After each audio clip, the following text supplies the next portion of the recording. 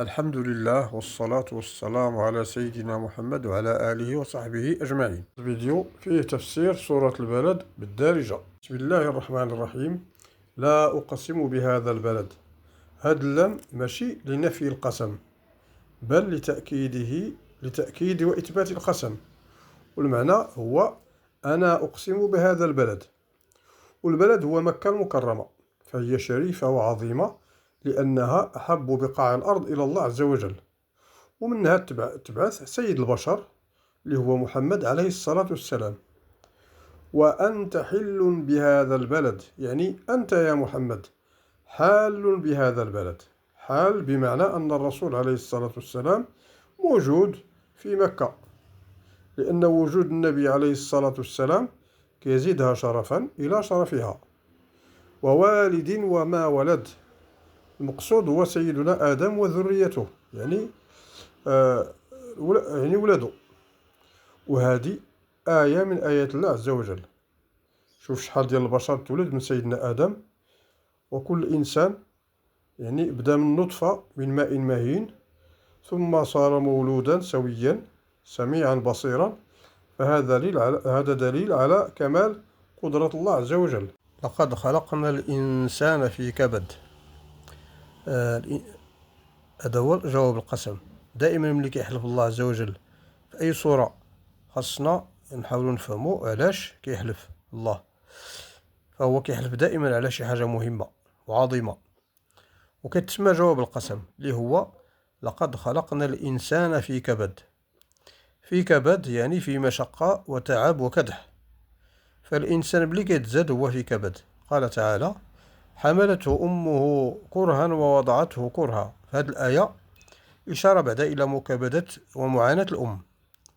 فهذا الإنسان ملي كيكبر كتزاد المعاناة والمشقة في طلب المعيشة، وكاين مكابدة ومعاناة أصعب وأشد من هذه، وهي مجاهدة النفس على طاعة الله واجتناب المعاصي، خصوصا إذا كان المؤمن عايش في شي بيئة منحرفة، لأنه غادي يعاني مع نفسه وغادي يعاني مع الناس. ثم هناك مكابدة بعد الموت وفي البرزخ ويوم القيامة. لهذا فالمؤمن خاصو يكثر من الأعمال الصالحة اللي كتقوي الإيمان باش يعيش في الدنيا في السكينة والطمأنينة، رغم ما يكابده ويعانيه من مشقة، وباش يفوز بالآخرة في الآخرة بالجنة. أيحسب أن لن يقدر عليه أحد، يعني الإنسان هذا واش كيظن باللي الله ما يقدرش عليه؟ فالإنسان في حالة الشباب والقوة ديالو كيتصحاب ليه، يعني واش الله ماشي قد عليه، بخلاف المؤمن اللي كيخاف الله وكيعرف أن الله قادر عليه، لأن الله على كل شيء قدير. يقول: أهلكت مالا لبدا.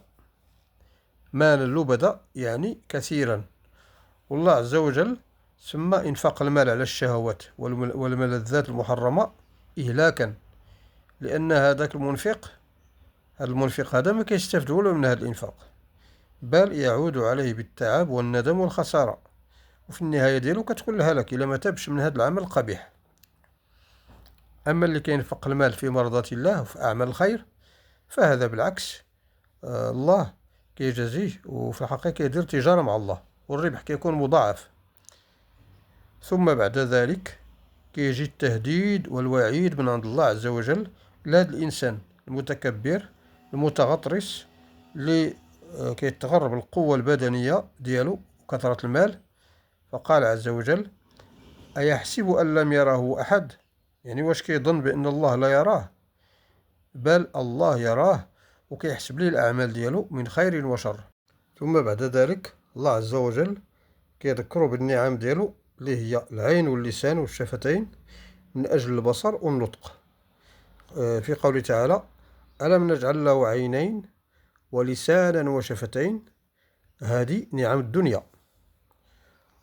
ثم قال: وهديناه النجدين، يعني الطريقين. هذه نعمة الدين. هديناه يعني بينا له طريقان، يعني طريق الخير وطريق الشر. وهذه النعم خاص الإنسان يستعين بها على طاعة الله ماشي على المعاصي. فلا اقتحم العقبة، بمعنى أن هذا الإنسان اللي كيقول أهلكت مالا لبدا، المفروض أنه يقتحم العقبة. والعقبة هي الطريق اللي كتكون في الجبل، كتكون صعيبة. وفسرها لنا الله بقوله اشنو هي العقبة؟ فك رقبة. الرقبة هي العبد. فزمان كانوا العبيد، والله كيحث المسلم باش يفك هذا العبد ويعطيه الحرية ديالو. وفيها معنى آخر، هو إعطاء المال لفك الأسير عند العدو، أو إطعام في يوم ذي مسغبة. ذي مسغبة هي ملي كتكون المجاعة. إطعام من؟ إطعام يتيما ذا مقربة، إطعام واحد اليتيم فقير، إلا كان من الأقرباء كيكون يعني الأجر أكثر. أو مسكينا ذا متربة، إطعام واحد المسكين اللي كيعيش الفقر المدقع إلى درجة أنه ملتصق بالتراب، يعني ما عنده والو. ثم كان من الذين آمنوا بقلوبهم وعملوا الصالحات بجوارحهم. والإيمان راه التعريف ديالو معروف، هو الإيمان بالله وملائكته وكتبه ورسله واليوم الآخر، والإيمان بالقدر خيره وشره.